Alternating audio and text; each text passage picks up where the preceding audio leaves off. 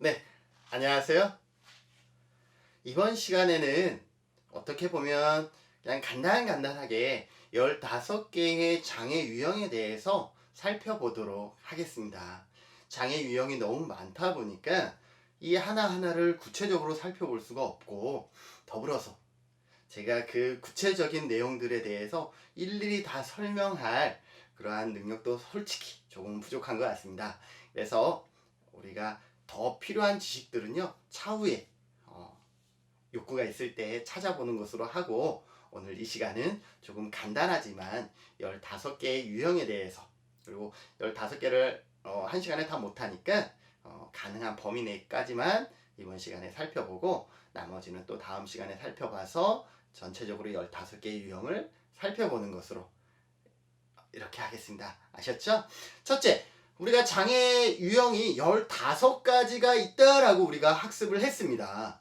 그리고 15가지는 다시 하위 영역으로 나눠서 외부 신체 기능 장애와 내부 기관 장애, 그리고 발달 장애와 정신 장애로 나뉜다 그랬어요. 외부 신체 기능 장애가 몇 개의 유형이 있었죠? 네, 6개. 내부 기관 장애가 몇 개로 있었죠? 네, 6개. 발달 장애가 몇 개였죠? 네, 자폐와 지적 장애를 합친 2개, 정신 장애 1개, 이렇게 해서 총 15개의 장애 유형이 된다라는, 이 정도는 우리가 좀 상식으로 좀 알아두시면 좋을 것 같아요. 상식이라기보다는 우리가 전공자잖아요. 그렇기 때문에 이 정도는 좀 알아두시면 좋을 것 같다라는 거죠. 여기에서 지체장애. 지체장애란 여러분들이 잘 알고 있는 거죠. 어떤 절단이라든지 골절이라든지 화상 등과 같은 이러한 다양한 요인으로 인해서 뭐 관절이라든지 근육 이런데 정형외과적인 어떤 치료, 손상이 이루어졌을 때 우리는 일반적으로 지체장애다라고 얘기를 할 수가 있겠죠. 지체장애가 발생하는 원인은 아까도 말했듯이 신경계라든지 근골격계라든지 다양한 원인에 의해서 발생할 수가 있고, 또 한 번 발생하면은 일반적으로는 반영구적으로 가는 거죠. 물론 앞으로 의료기술이 더 많이 발달돼서 이게 재생할 수 있는 뭐 그러한 상황이 빨리 온다 그러면 훨씬 좋겠죠. 원인에 대해서는 크게 선천적인 원인과 후천적인 원인으로 나누는데요. 선천적인 것은 태어나거나 출산 과정에서 일반적으로 발생하는 장애까지를 우리는 선천적이라고 얘기를 해요. 우리나라 장애 인구가 전체 인구의 5%이고 그 5%, 그러니까 장애 인구 중에 다시 선천적인 장애는 몇 프로라고 했어요?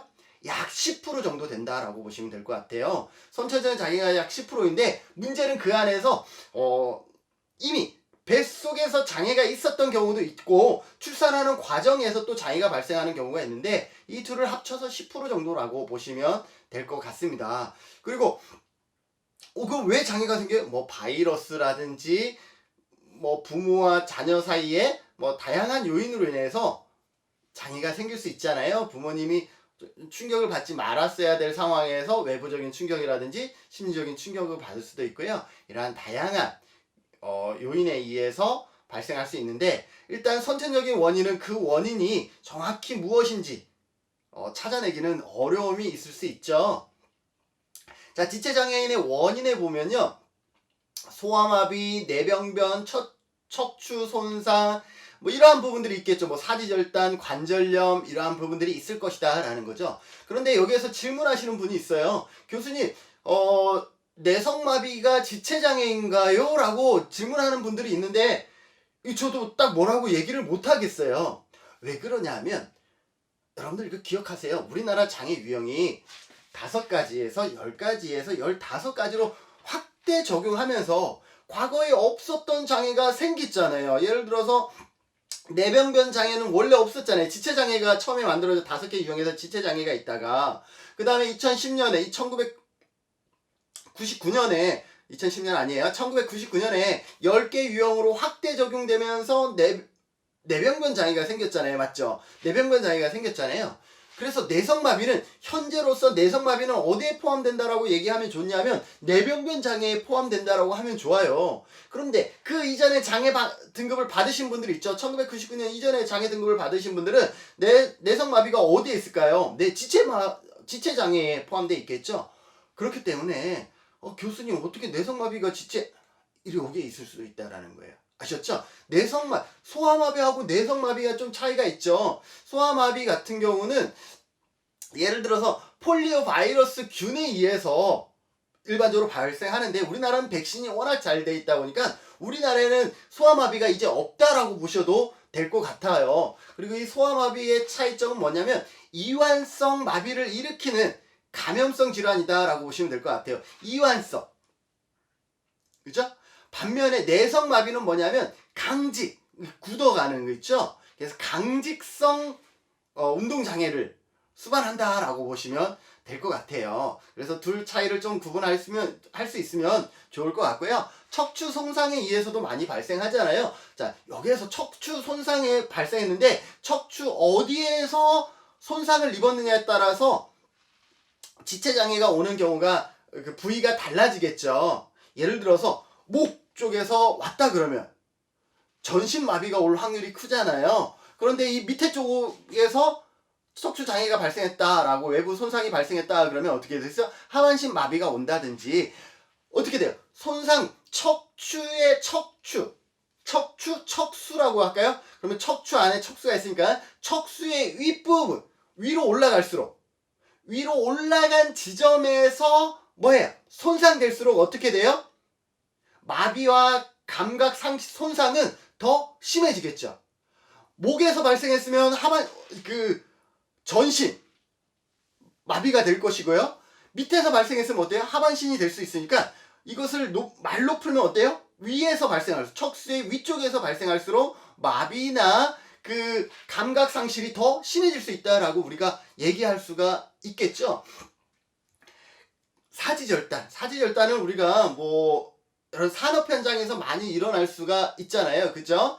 그래서 뭐 하지절단은 일반적으로 보행 능력에 장애가 있을 것이고요. 상지절단은 일상생활 동작을 많이 하는데 많이 제한이 있겠죠. 하지가 절단되면 상지를 자유롭게 할 수 있으니까 일상생활은 또 자유롭게 할 수 있어요. 반면에 외부 활동은 어렵잖아요. 반면에 상지가 절단되면 어떻게 되겠어요? 외부 활동은 가능하나 일상생활에서 할 수 있는 다양한 영역들을 할 수 없게 되겠죠. 이러한 좀 차이점이 있고요. 관절염. 저도 관절염인가 병원에 가봐야 될 것 같아요. 무릎이 막 아파요. 아무튼 관절염은요. 관절 연골과 그 주위를 싸고 있는 그런 어떤 조직들의 손상으로 인해서 많이 발생하잖아요. 관절염과 류마티스의 또 차이점은 관절염은 일반적으로 큰 관절에 발생해요. 그러니까 이 손가락은 작은 관절이잖아요. 이 손가락 같은 이 작은 관절에는 보통 류마티스 관절염이 발생을 하고요. 바이러스성. 그리고 이런 큰 관절 있죠. 무릎이라든지 이런 고관절이라든지 이런 데는 큰 관절이잖아요. 여기에는 관절염이 올 수 있다라는 부분들을 여러분들이 좀 구분해서 좀 이해하시면 상식선에서 좀 되지 않을까라고 합니다. 판정 시기는 언제 하냐 하면 보통 이런 원인이 발생하고 또 치료를 충분히 한 다음, 그러니까 6개월 이상 지속적으로 치료를 한 후에 일반적으로 장애 신청을 한다라는 거죠. 그런데 다 그런가요? 그렇지는 않죠. 예를 들어서 사지절단이다 그러면 이거는 뭐 치료를 하고 말고 할 게 없잖아요. 수술이 끝나면 이미 더 나아질 수 있다라는 전제가 사라지기 때문에 물론 나아지면 좋겠죠. 그러나 일반적으로는 그게 쉽지 않기 때문에 그런 경우는 바로 장애 등급 신청이 가능하겠죠. 여기에서요. 네. 그거는 나중에 또 교육이 있을 거니까 머릿속에 뭔가 설명하려다가 잠시 멈췄어요. 그냥 그렇다라고 생각해서 이 김진훈이라는 사람이 강의 열정이 있으니까 분명 언젠가는 다시 설명해 줄 거예요. 걱정하지 마시고요.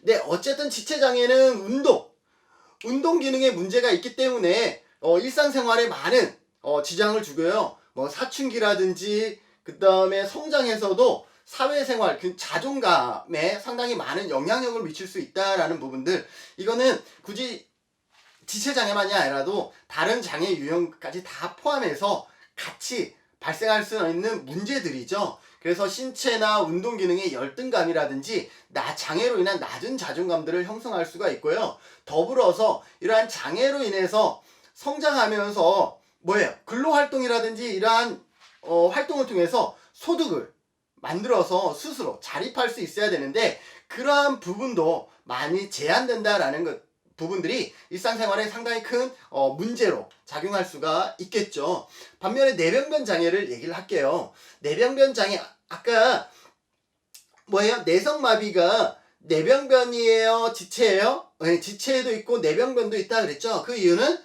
내병변 장애가 발생하기 전에 지체에 있었던 거예요. 그런데 이제는 내병변 장애가 있기 때문에 내성마비는 이쪽으로 올 수 있죠. 자, 그런데 이 내병변 장애는 어떤 거예요? 중추신경. 여러분들 중추신경이라 그러면 뇌와 척수를 의미해요. 그래서 중추신경, 우리 인간의 가장 많은 세포가 차지하고 있는 중추신경의 손상으로 인해서 복합적인 장애, 내성마비라든지 외상성 뇌손상, 뇌졸중, 이러한 뇌의 기질적 병변으로 인해서 보행이라든지 다양한 신체적, 정신적 기능이라든지 활동에 제약이 따르는 장애를 내병변 장애다라고 우리가 알 수가 있죠. 내성마비, 아까도 말했듯이 중추신경의 손상으로 인해서 뭐예요? 강직성 장애가 발생한다라고 얘기를 했죠. 뇌 기능이 가장 활발하게 발달하는 만 2세 이전의 어린 시기에 발생하기 때문에 그 이후에는 발생 확률이 확 줄어든다라고 보시면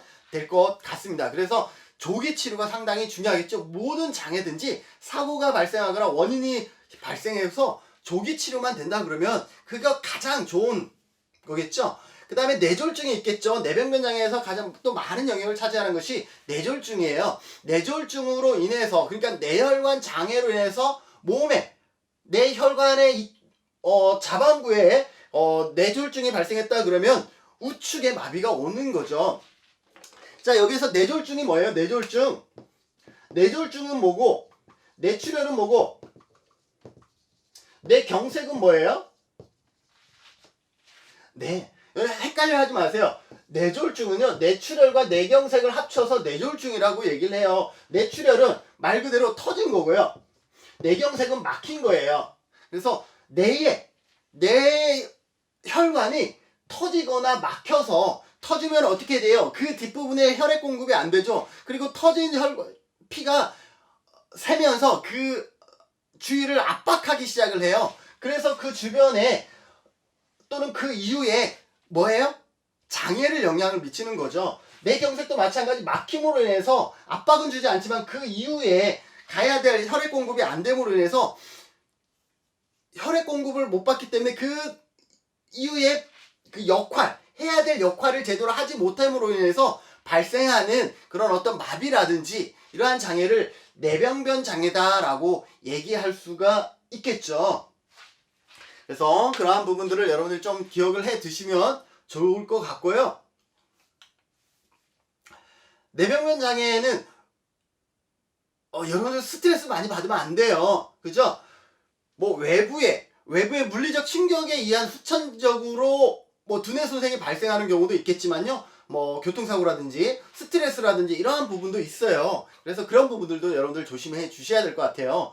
저도 이게 동영상 강의를 찍다 보니까요. 지금도 새벽 1시 정도 되는 것 같아요. 아이들이 자야 뭔가를 찍으니까요. 그러다 보니까 이게 일상생활의 패턴이 약간은 좀 어긋나잖아요. 이럴 때 컨디션 조절이라든지 스트레스 관리 이런 것들을 좀 잘 해 주셔야 될 것 같아요. 여러분들도 공부한다고 엄청 스트레스 받는 거 알고 있어요. 그래서 여러분들도 그런 부분에 좀 더 자기 건강 관리는 건강할 때 하셔야 되는 거거든요. 그래서 그런 부분들 좀 많이 스스로 해 주시고요. 특히 오른쪽 장애 내병변 발생했는데 오른쪽 장애 마비가 온 경우 있잖아요. 오른쪽 마비가 온 경우는요, 일반적으로 담당하는 게요, 언어랑 같이 가요. 그렇기 때문에 오른쪽 마비, 여러분들 주변에 한번 살펴보세요. 오른쪽 마비가 오신 그 내병변 장애인 경우는요, 언어 장애까지 같이 수반되기 때문에 일반적으로 더 힘들어 하세요. 주로 사용하던 오른손을 쓰지 못해서 어려움도 있고, 자기의 의사소통을 하지 못하기 때문에 사회의 기피증이 더 많이 증가하는 경우들을 봤어요. 반면에 내병변 장애가 오면 안 되겠지만 왼쪽으로 마비 오신 분들은요, 상대적으로 이러한 부분들이 약해요. 왜냐면 원래 잘 쓰지 않았던 손이기 때문에 일상생활에 아주 큰 지장이 없고요. 언어 장애를 수반하지 않기 때문에 사람들과 만났을 때 큰 부담이 없다라는 거죠. 그래서 그러한 부분, 그래서 여러분들이 누군가를 만났을 때 오른손으로 마비가 왔다 그러면 언어장애까지 같이 왔을 수 있겠구나, 이러한 부분들을 좀 판단하시면 좋을 것 같고요. 저는 개인적으로요, 언어장애랑 이게 의사 선생님이 말씀해 주신 건데 거짓말 아니시겠죠? 언어장애, 언어를 담당하는 기관과 음악을 담당하는 기관이 좀 다르대요. 실제로 저도 어르신들을 상대로 해봤더니 좀 다른 걸 확실히 느꼈어요. 무슨 말이냐? 대화는 하지 못하는데 노래는 부르시더라고요. 그래서 혹시 재활을 여러분들이 도와주실 그런 어떤 기회가 있다 그러면, 뇌병변 장애의 언어에 대한 재활을 도와줄 기회가 있다 그러면, 말을 시키는 것보다는 대상자가 과거에 좋아했던 노래가 무엇인지를 주변인들한테 좀 확인해서 노래를 통해서 한번 훈련해보면 상당히 빨리 언어가 재활되는 것을 저도 직접 목격을 했거든요. 그래서 그러한 부분들을 여러분들이 좀 참고하시면 나중에 도움이 될 것 같고요. 시각장애로 넘어갈게요. 시각장애란 시각의 갖가지 기능장애로 있죠. 그래서 시력이라든지 시야라든지 시각, 우리가 볼 수 있는 각도가 여기까지 다 보잖아요. 그런데 예를 들어서 녹내장 같은 경우는 시야가 줄어들어요. 이렇게 녹내장 같은 경우는요. 그래서 얼마의 각도에 따라서 볼 수 있느냐, 이러한 것들을 전부 다 포함을 해서 어쨌든 그 기능장애, 즉 눈에 기능에 문제가 발생했을 때 그것을 우리는 시각장애다라고 얘기할 수가 있겠죠. 시각장애도 선천적으로 발생할 수도 있고 후천적으로 발생할 수도 있는 거죠. 그러나 일반적으로는 후천적으로 발생하는 경우가 더 많을 것이고요. 우리가 잘 알고 있는 백내장이라든지 녹내장이라든지 포도염이라든지 이러한 다양한 원인에 의해서 또 외부의 이물질이 화학물질이 들어온다든지 화상이라든지 이러한 다양한 원인에 의해서 발생할 수가 있다라는 거죠. 더불어서 당뇨병이라든지, 당뇨가 오면은 시력을 빨리 잃을 확률이 크다라고 여러분들 많이 아시죠? 그래서 당뇨 관리를 여러분들 잘 하셔야 돼요. 너무 달달한 거 많이 먹지 말고요. 저처럼 이렇게 한꺼번에 많이 먹지 마세요. 저는 기본적으로 밥을 2그릇 먹거든요. 또 3,000% 깐다. 네, 영양 결핍이라든지 약물 중독, 이러한 원인에 의해서, 이러한 요인에 의해서도 시력을 잃을 수 있기 때문에 이러한 부분들도 건강할 때 관리해야 된다라는 거죠. 그리고 시각장애 같은 경우는요, 아까 제가 뭐라고 설명했냐면 선천적 장애냐 후천적 장애냐라고 얘기할 때 뱃속에서의 장애뿐만 아니라 태어나면서 발생한 장애도 선천적 장애라고 얘기를 했잖아요. 마찬가지로 시각장애도 5세 미만에 발생한 장애를 선천적 장애라고 봐요.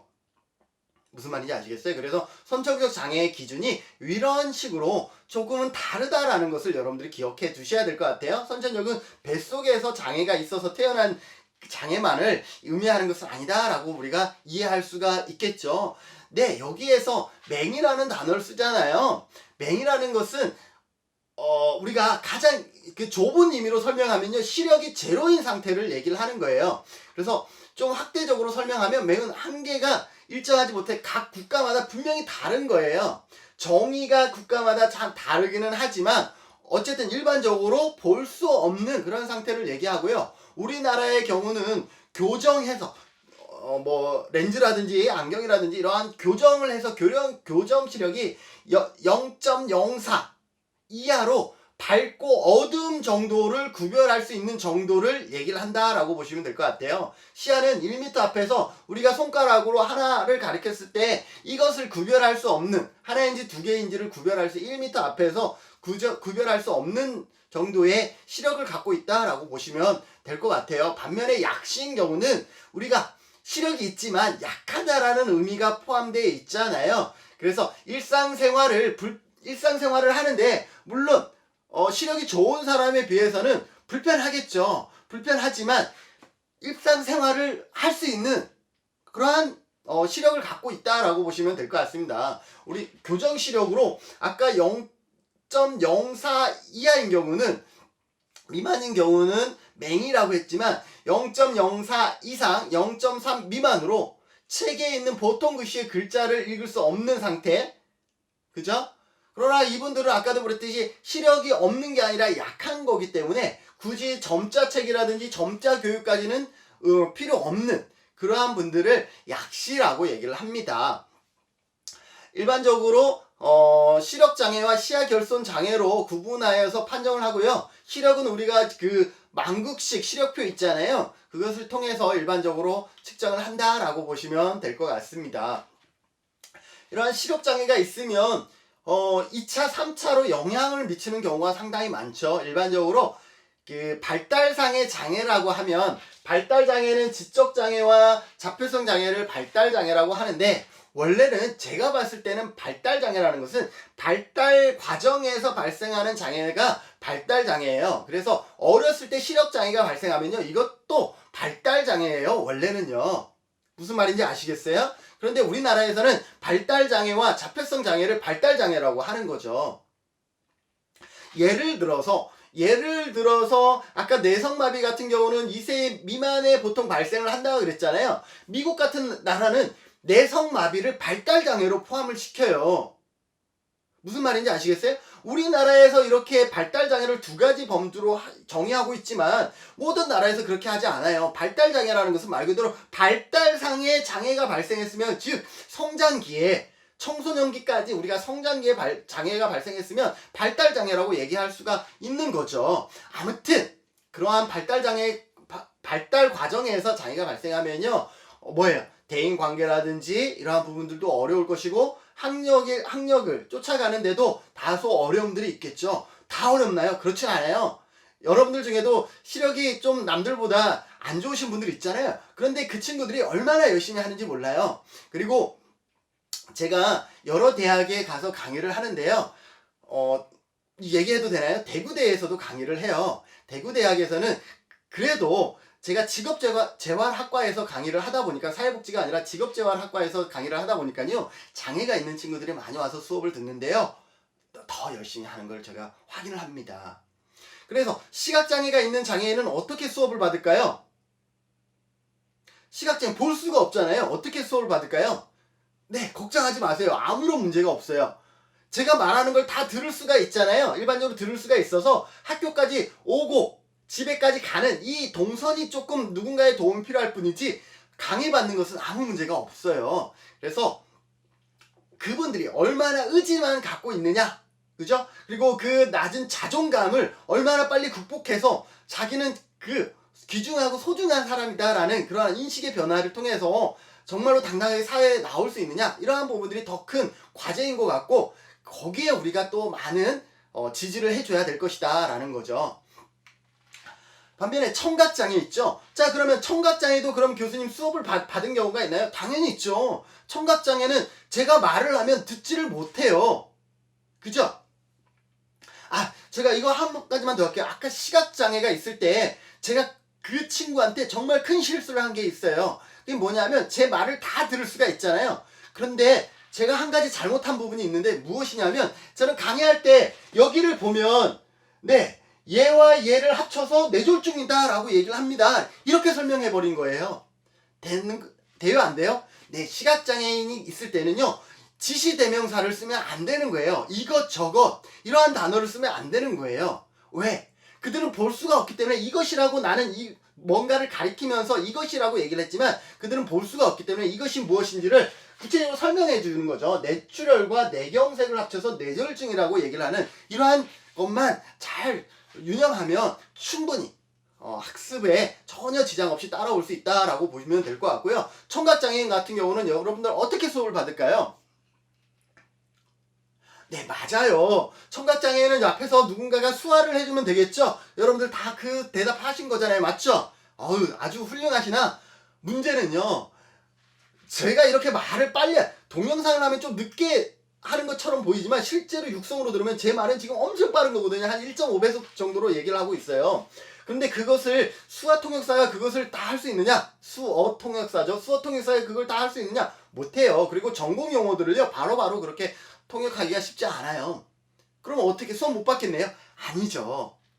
학습 지원 도우미가요, 옆에서 노트북을 갖고요, 노트북에다가 제 얘기를 바로바로 워드를 쳐주는 거예요. 한 400타 이상이면 제 속도 어느 정도, 제 말을 어느 정도 칠 수 있잖아요. 그러면 그 친구는 시각에 문제가 있는 건 아니기 때문에 바로 노트북을 보면서 아, 저 교수가 지금 무슨 얘기를 하고 있구나, 이러한 것들을 알 수가 있는 거예요. 아셨죠? 일단 청각장애로 넘어갈게요. 어쨌든 청각장애인도 그런 노트북을 활용해서 일상생활에 우리가 동일한 교육을 받을 수 있다. 그렇기 때문에 같이 해야 된다라는 얘기를 좀 전달해 드리고요. 청각장애 같은 경우는 평행 기능 장애로 귀에서부터 뇌까지 그 소리를 전달하는 그 과정에서 일부 어디엔가 장애가 발생해서 소리를 듣지 못하거나 소리의 뜻을 정확하게 구별하지 못하는 이러한 장애를 청각장애다라고 얘기를 하겠죠. 청각장애 90%도 마찬가지 후천적인 원인에 의해서 발생을 하고요. 뭐 산모의 그 풍진감염이라든지 모자 혈액형이 불일치, 엄마와 자녀의 혈액형이 불일치할 때, 또는 영양실조라든지 약물 중독이라든지 이러한 원인에 의해서 뭐 청각장애가 발생할 수 있다라는 거죠. 그리고 중요한 거는 뭐냐면요, 그 엄청 시끄러운 환경에서 그 귀가 계속 노출돼 있을 때도 청각장애가 발생할 수 있으니, 여러분들 그 이어폰을 끼고 뭔가를 할 때요, 너무 소리를 높이지 말고 낮추는, 여러분들이 분별이 가능한 한 최대한 낮추는 것이 좀 좋을 것이다 라고 보시면 될 것 같습니다. 난청이란요, 일상생활에서 현저한 장애가 있는 경우에 사용되는 병적인 상태로 주로 큰 소리만 들리는 경우를 얘기를 하고요. 농이라는 것은 어떠한 자극에 의해서도 청각 반응이 활용 가능할 만큼 남아있지 않은 상태, 그죠? 네. 난청이라는 것은 들을 수 있지만 좀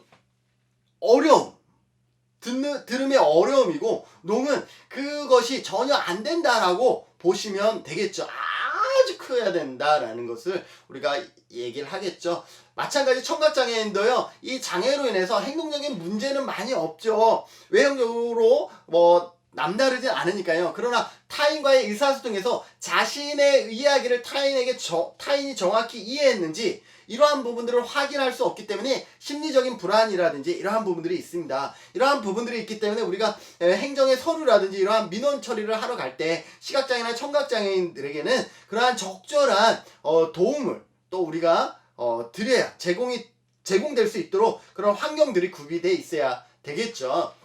언어장애는 선천적, 후천적 다 마찬가지고요. 음성 또는 언어장애로 인해서 의사소통 과정에서 언어 습득이 발달에 지장을 초래하는 경우를 언어장애라고 얘기를 하겠죠. 일단 이런 거겠죠. 나이는 7세인데 언어 수준은 뭐 3세까지, 이러한 식으로 연령에 적합한 언어 발달이 이루어지지 않아서 적절한 언어 표현을 하지 못하는 경우도 여기에 있을 것이고요. 조음장애라는 것은 말소리를 산출하는 기관의 이치라든지 이러한 발음이 안 된다든지 발음이 잘 안 된다든지, 저도요 가이라 그러고요, 구름이라 그래요. 구름이 뭐예요? 구름. 발음이 잘 안 돼요. 그래서 이제는 아예 그냥 일상적으로 그냥 발음으로 다 통일해버리는 그러한 게 있죠. 여러분들 그래서 약간 저 교수님 지금 무슨 말씀을 하셨지? 막 이런 경우 있잖아요. 뭐 이게 그나마 이 정도니까 괜찮죠. 좀 더 심했을 때 조음장애라고 얘기할 수가 있겠죠. 음성장애는 음성이 나이나 성별에 비해서 부적절하게 후두, 구강, 비강이라든지 장애가 있어서 말소리의 높낮이라든지 크기, 이러한 부분들이 적절히 차이가 없거나 조절이 안 되는 경우를 얘기하고요. 유창성 장애라는 것은 말을 유창하기 위해서는 말의 적절한 리듬이라든지 속도라든지 이러한 부분들이 있어야 되는데, 자기가 의도하지 않게 그 리듬과 속도와 이러한 부분들을 맞추지 못해서 말을 같이 동화하지 못하는 경우를 얘기를 하고요. 다음에 실어증이라는 것이 있죠. 실어증이라는 것은 입이나 발성기가 또는 귀의 외상 없이 어떻게 언어를 이해하거나 관념을 언어로 표현하는 능력이 상실돼서 뭐예요? 그 의사소통에 어려움이 있는 상태를 실어증이다라고 얘기를 한다. 여러분들 영화 볼 때 실어증이 발생해서 얘기를 못하거나 이런 경우들을 우리가 볼 수가 있었죠. 안면장애를 설명을 할게요. 안면장애는 선천적 기형이나 질환, 사고 등으로 해서 안면 부위가 변형 또는 외형의 안면에 변화가 있을 때, 그래서 일상적인 사회 활동을 하는데 현저한 제한을 받을 때 우리는 안면장애다라고 얘기를 하죠. 물론 선천적인 원인에 의해서 약간 기형으로, 안면 기형으로 태어나신 경우도 있겠지만 어릴 때 화성이라든지 손상으로 인해서 발생하는 경우도 있다. 이렇게 보시면 될 것 같고, 아까 우리가 장애 유형 중에 안면 장애인 경우가 가장 인구수가 적었다라는 것을 알 수가 있었죠. 여기까지 같이 해주셔서 감사합니다. 잠시 쉬었다가 바로 신장 장애에 대해서 바로 설명하도록 하겠습니다. 수고하셨습니다.